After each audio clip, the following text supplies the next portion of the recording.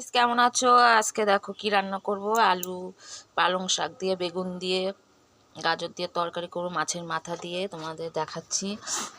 মাছের মাথা ভাজা হয়ে গেছে আর মশলা দিয়ে কষিয়েও নিয়েছি। এই যে দেখো, মশলা আদা রসুন পেঁয়াজ লঙ্কা সব কিছু দিয়ে মশলাটা কষিয়ে নিয়েছি আর মাছগুলো ভেজে নিয়েছি। মশলা দিয়ে মাছগুলো কষানো হয়ে গেছে। এখন এই যে পালং শাকগুলো আছে, এগুলো মাছের মাথা কষানোর পরে দিয়ে দিলাম।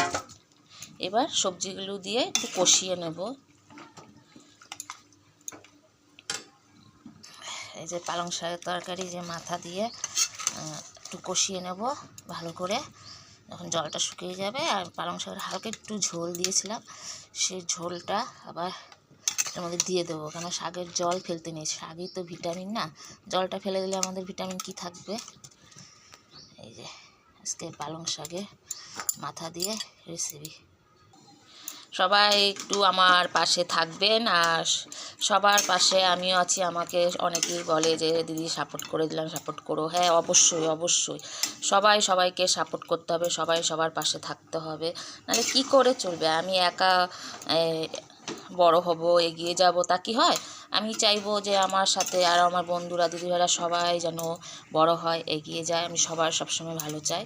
তাহলে কেমন হয়েছে রেসিপিটা আজকে জানাবে, আর অবশ্যই একটু লাইক কমেন্ট শেয়ার একটু সাবস্ক্রাইব করে দেবে।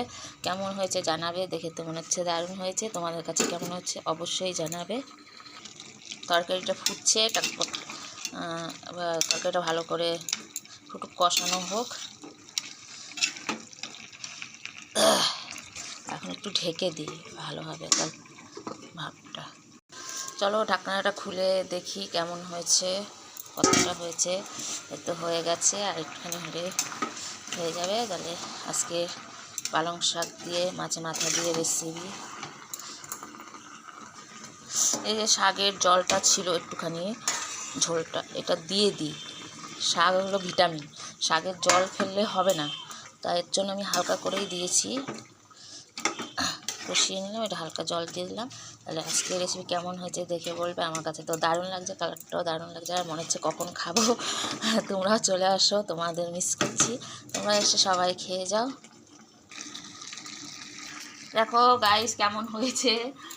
সবাইকে নমস্কার, সবাই ভালো থাকো। দেখো আমার আজকে পালং শাকের রেসিপি, মাছের মাথা দিয়ে কেমন হয়েছে অবশ্যই অবশ্যই জানাবে। সবাই ভালো থাকো, সবাই সবাইকে সাপোর্ট করো, সবাই সবার পাশে থাকো। এই যে আজকে আমার রেসিপি পালং শাকের মাথা দিয়ে তরকারি।